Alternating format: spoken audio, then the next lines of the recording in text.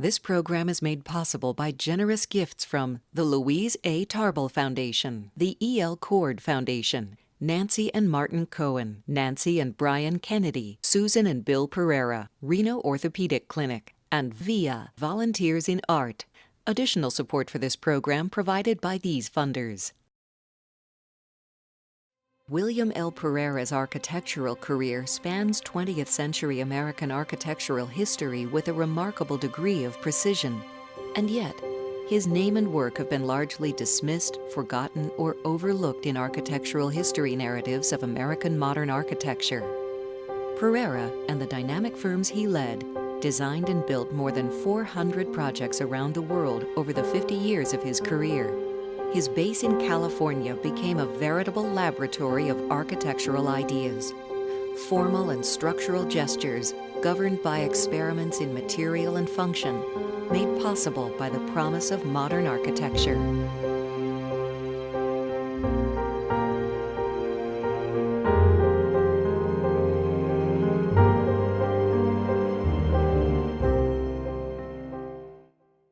He started, I guess, at Holabird and Root, working on the Chicago's World Fair in 1933. Now, that was a long time ago, and the 20s and the 30s were really the time where modernism as an approach to architecture was really beginning to happen, having a big impact on the culture of architecture. Pereira did a number of theaters for Balaban and Katz in Chicago, which was significant because it was a departure from what we might call high neo-Baroque deluxe to a kind of modernism, the streamlined modern, which was, like its cousin Art Deco, a popular manifestation of what most people understood as modern architecture. Pereira's experience designing movie theaters in Chicago in the 1930s, including a line for Paramount Studios, coupled with his wife Margaret's and his brother Hal's ambitions to pursue careers in Hollywood, led the couple to Los Angeles in 1938. With Pereira's usual thoroughness, he became interested and then an expert in various aspects of movie making, and himself, being a good photographer and interested in photography, developed special effects photographs that won him an Academy Award in Cecil B. DeMille's movie Reap the Wild Wind, 1942.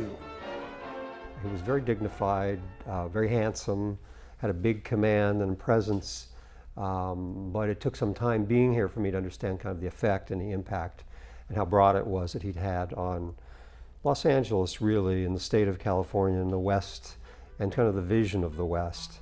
And he was a big part of that.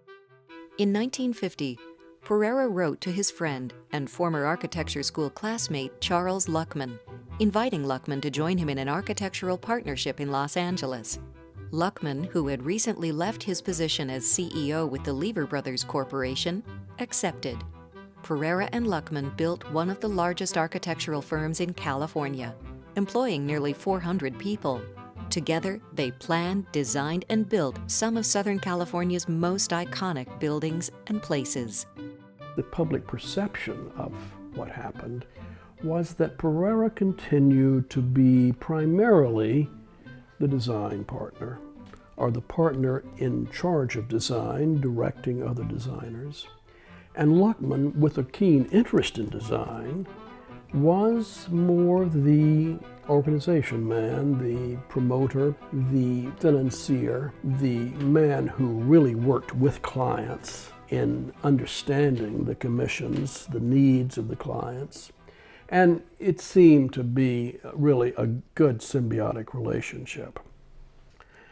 And those qualities of the two found their way into several very successful and important commissions.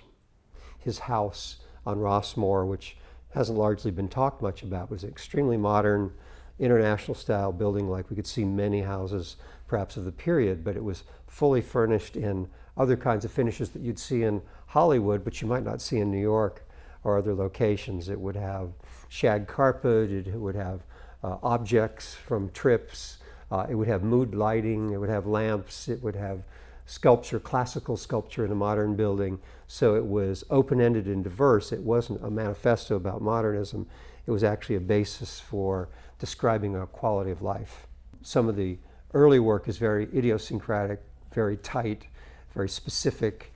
The middle work, it becomes cinematic and lush, and the latter work, in a sense, becomes kind of institutional and corporate. Pereira's partnership with Charles Luckman began with their early 1950s designs for the Robinsons department stores in Beverly Hills and Pasadena. But their design for the CBS Television City facilities in Los Angeles was a step upward in scale, ambition, and success for the duo. One of the first and largest complexes designed expressly for television production and broadcasting, CBS Television City was designed when television was still a new phenomenon, and studios were making do with renovations of older production facilities. No building to this time had been designed and built as a television studio. With it, the two of them created a new building form. Unlike so many buildings of the 50s that do not any longer exist, this was a building that not only survived the 50s and 60s and 70s and 80s and 90s, but into the 21st century continued to be a very serviceable, workable building for television production, which is an astonishing fact, really. The largest project of the Pereira and Luckman partnership was the mid-1950s master plan for the enlargement and updating of the Los Angeles International Airport.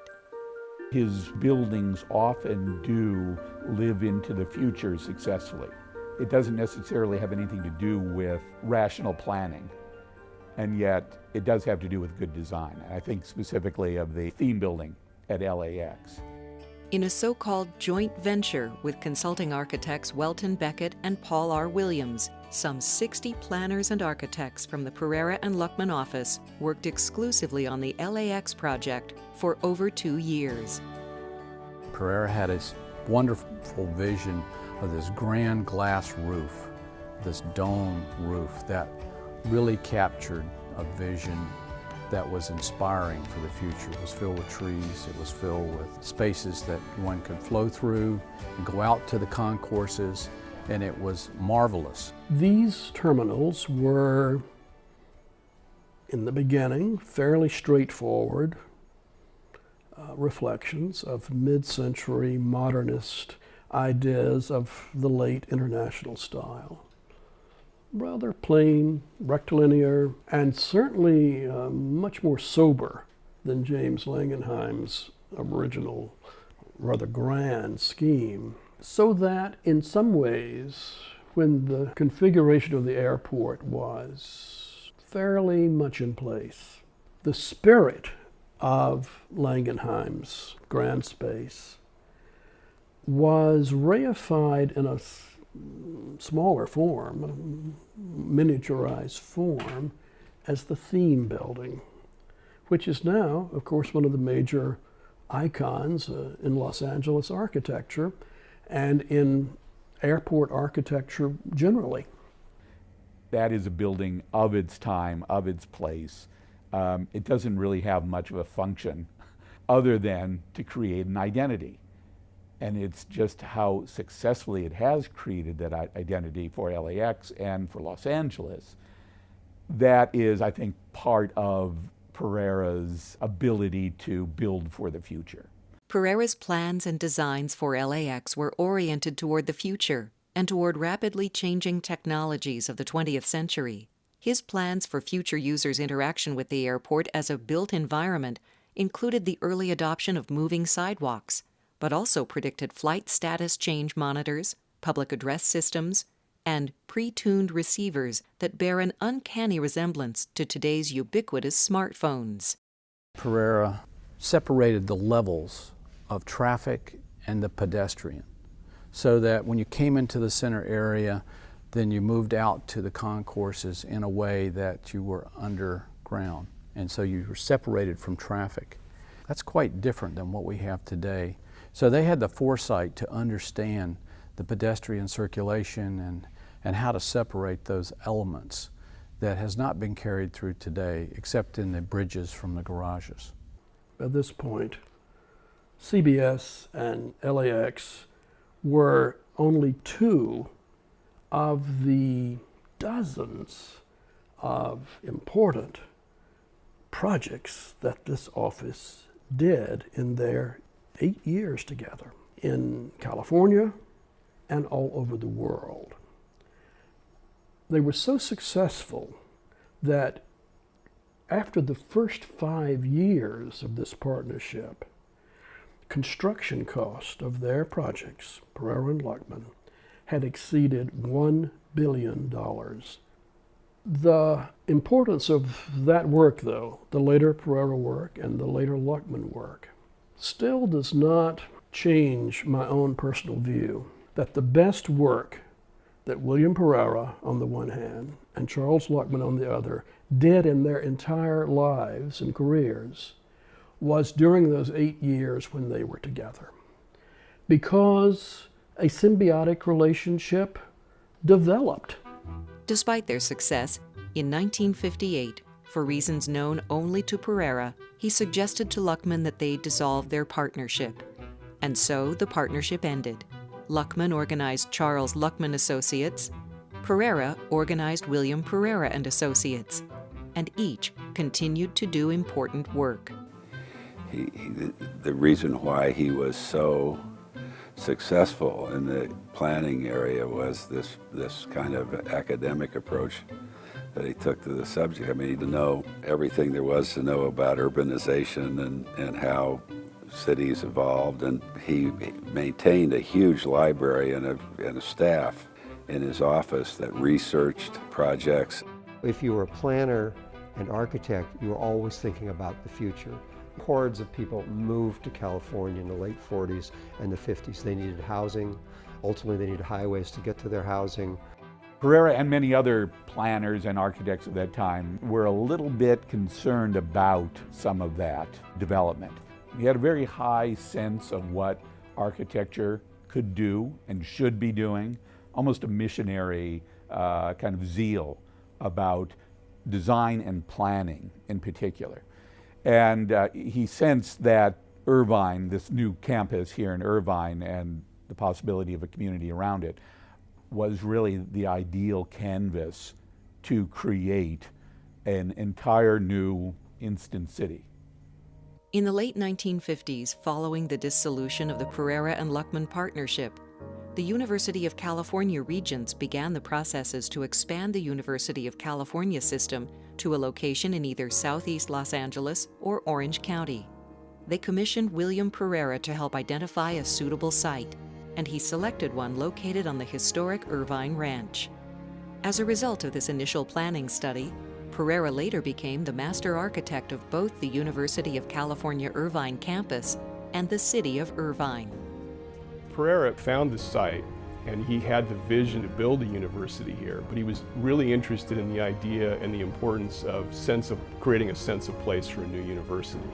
And so as he discovered the Irvine Ranch and began to work with the company to see if there was an opportunity, he saw the power of nestling this amazing new university in the sort of rolling hills of the Irvine Ranch. Pereira's master plan captures many of the important themes of the mid-20th century in California and in America. This idea of growth and how do you manage growth in an intelligent way. He had a real vision of how to do that. And I think that as an historical artifact, the underlying structure of it reflects the leading progressive urban planning ideas of most of the 20th century. The idea of how do you organize the elements of a city, housing, employment, civic amenities, commercial, etc., into a rational order and do it all at once so that it all fits together. The other great planning idea was the idea of green belts and of, especially in a beautiful place like Southern California, how do you give people access to an enjoyment of the open space for recreation, just for sheer pleasure and for the sense of openness. And all of a sudden you had people being interested in planning. I mean, if you think about the fact that Pereira made the Time magazine cover, he didn't make the cover of Time, and the article wasn't about one of his buildings. It was about the audacious idea of planning a new city. If you think about the circle that he inscribed on the ground at UCI, that here's the heart of UCI, and inside it is this amazing park. It's a really compelling, simple idea. I can remember I sat in a bean field. My wife and I did in 1964, and the helicopter came in with President Johnson, and they dedicated this bean field that was going to be Irvine and the engine that drove that whole area. My dad saw that. He was sitting up there with the president and the president of the Irvine Company and so forth. That he was just the architect, but he was the architect that kind of put the two together, and the rest is kind of history. Pereira designed large-scale institutional and cultural buildings throughout his career. Two buildings in particular, the Geisel Library on the University of California San Diego campus and the Transamerica Pyramid in San Francisco, have become powerful icons over their 40-year histories, contributing to the place-based identities of entire cities, valued for the abstractions of what they represent to visitors and residents alike. I think in a way, an icon is inevitably something that gathers all that energy in and puts forward one digestible idea, something that feels simple. It's not necessarily simple, but it may feel simple. It's something that is completely memorable, and I think that he lived in a complex world, but I think he had a desire to be optimistic, to be oriented to the future, and also to sort of simplify. And I think his tendency towards that left him with buildings that are memorable to everyone. The structure is enormously simple. The design is enormously simple. And sometimes those are the hardest things to do, is to make something look so simple. Our campus has a predominant landscape feature of eucalyptus trees. When Pereira convinced the university that the Geisel Library or Central Library should be located in the central part of the campus, it happened to be an area where physically those trees were predominant. The library was actually sited not only in the geographic center of the campus, but in an area where the natural topography brought sort of this ravine up, and the library gets deposited at the top of it with these, magnificent vistas off to all points of the compass. The interesting thing about Geisel Library is that even though it's large and imposing, there's something about it that draws you into it. I think it's maybe people's fascination with the future, and he was very interested in science fiction.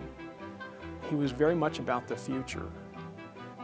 I think of William Pereira, and the other person that comes to my mind immediately is Buckminster Fuller, these brilliant futurists who were not only thinking about what their buildings were, but what was society? What was it going to become? How was it going to live? And I think that's the thing that really is important about Pereira, is his contribution in that context. In the late 60s, early 70s, he was asked to present for Transamerica, a project of tower on foot of Columbus Avenue in San Francisco. Now, Transamerica had been a client of Bill's in Los Angeles. Transamerica was a LA-based company that now wanted to do an important building and move their headquarters to San Francisco. And he had 9 schemes, and at the end he just threw in the pyramid because he knew about the pyramid, he'd conceptualized it, and the chairman at the time listened and politely and went through it, and at the end he presented the pyramid almost as a lark, and the chairman thought it was fantastic, that in fact it would probably do exactly what they needed, which is it would be iconic enough that the Transamerica Corporation, which ran and managed and owned a bunch of different things, was kind of a non-entity in the public consciousness, but by establishing an icon of a building, it would be remembered as the Transamerica Pyramid. And they built it. It was difficult to get approval. A lot of people in San Francisco, and I'm from San Francisco, so I can kind of appreciate this, felt that some marauder from Los Angeles, where they make movies, came into San Francisco, and a traditional, beautiful city, and had left a mark, and they didn't want that to happen. This whole idea of a pyramid type structure in San Francisco did not sit well with the local architecture community at all, and they attacked them. Alan Temko, who was the writer, the critic for the San Francisco Chronicle, would always refer to Bill Pereira as Hollywood's version of an architect. If you said Bill Pereira, he'd say, oh yes, Bill is Hollywood's version of an architect. And that was a double grind for him, because Alan had lost the battle on Transamerica. It was built. Bill had won it, but in Alan's sense, that this was a very Hollywood thing to do in San Francisco. But it was the only time that I saw him deeply troubled and unable to sleep at night, bearing the brunt of all that criticism. Having said that, it was successful. It's been embraced largely by San Francisco. Interestingly, it has, in terms of tall buildings and high-rises, it has a very narrow profile in the skyline. It does what the 1990s rewrite of the zoning code in San Francisco asks buildings to do, which is to be narrow at the top and widen at the bottom in deference to the street and bringing sunlight into the public rights-of-ways. So there's a lot of instincts about it that actually have been picked up and followed and embraced in San Francisco since then. Now we know that the building is kind of a signature of San Francisco. It defines the skyline of San Francisco. The Transamerica Pyramid branded the company. It created a logo or a mark, a physical mark. In a city, a building has to be more than a mark. It has to be a good building and meet certain environmental qualities. It needs to be critically relevant, it needs to be aesthetic, but it was also a brand. So to some degree, it's grown beyond that, and if you show someone a picture of the Transamerica Pyramid, now they say San Francisco.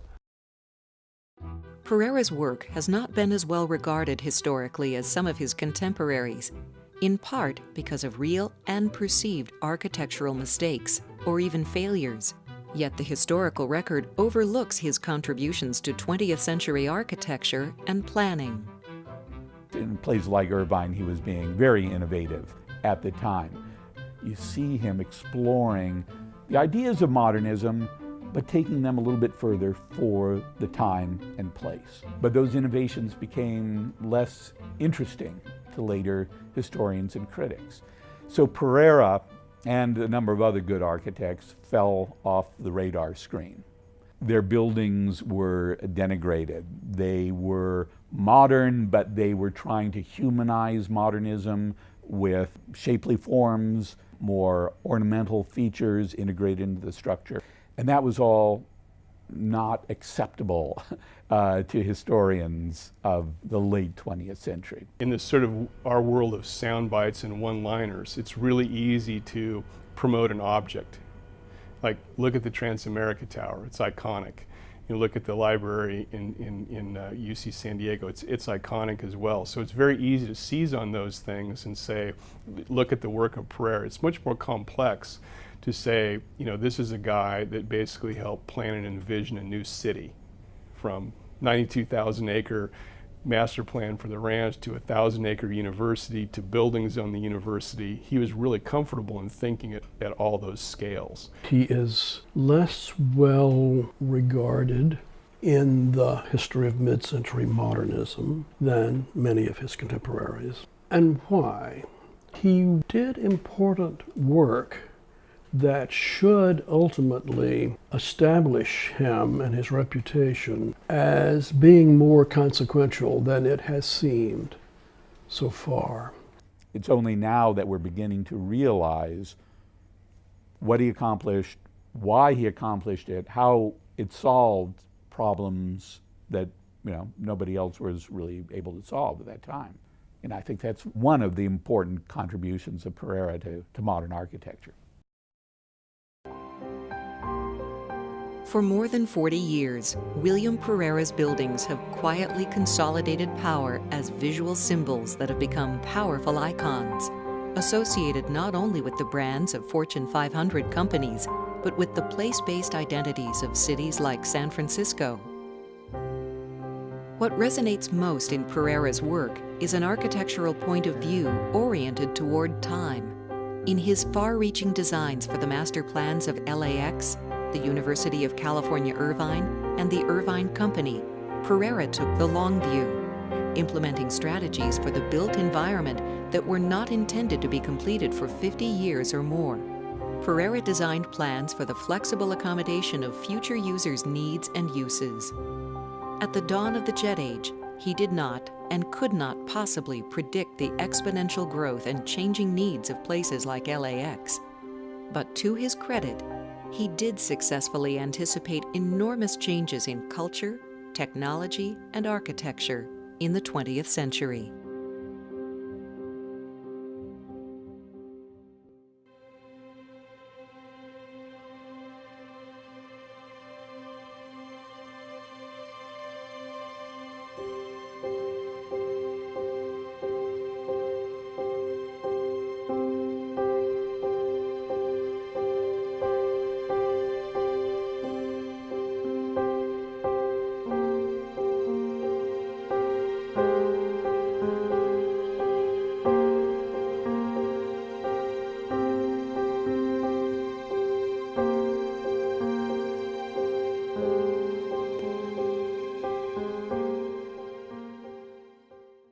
This program is made possible by generous gifts from the Louise A. Tarbell Foundation, the E.L. Cord Foundation, Nancy and Martin Cohen, Nancy and Brian Kennedy, Susan and Bill Pereira, Reno Orthopedic Clinic, and VIA, Volunteers in Art. Additional support for this program provided by these funders.